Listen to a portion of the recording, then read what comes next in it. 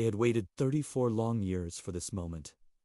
Decades of near misses, heartaches, and rebuilding cycles. But on this humid August afternoon, the West Indies finally ended their ODI series drought against Pakistan in the most emphatic fashion possible. A record-breaking, morale-crushing victory by 202 runs.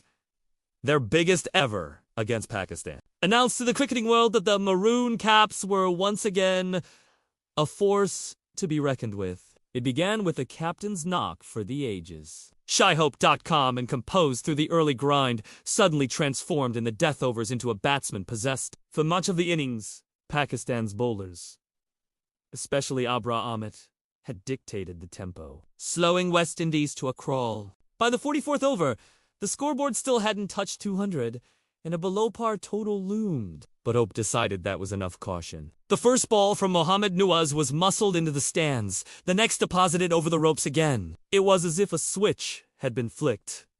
Hope's batting turned electric, his timing impeccable. Pakistan's fielders watched helplessly as he dismantled their plans, sending the ball whistling to every corner. Greaves joined the assault, hammering Hazen.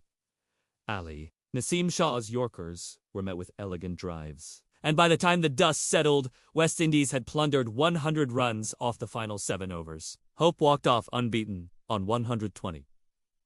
His 18th ODI century. Having orchestrated one of the most brutal Ladinians assaults in recent West Indies history. If Pakistan thought the nightmare was over, Jayden Seales was waiting to write the next chapter. His opening over was a declaration of intent.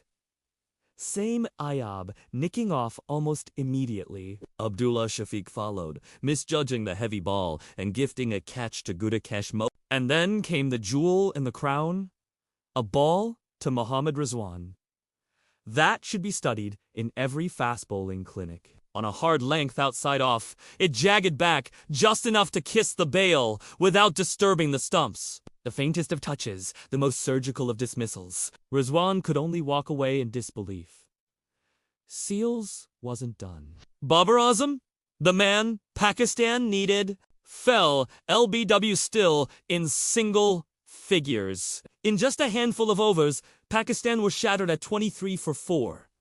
From there, the contest was little more than a slow, painful unraveling. Salman Agha and Hazen Nawaz offered token resistance, but the asking rate soared into impossibility. West Indies spinners joined the party, with Mote and Chase tightening the screws further. And fittingly, Seales returned to apply the final hammer blows. Finishing with career-best figures of 6 for 18, the joint second-best in West Indies ODI history. Only a late run-out denied him the outright record. When the final wicket fell, the Brian Lara Stadium erupted. Players hugged, fans danced, and the scoreline, Pakistan all out for 92, flashed like a badge of honor. This wasn't just a win.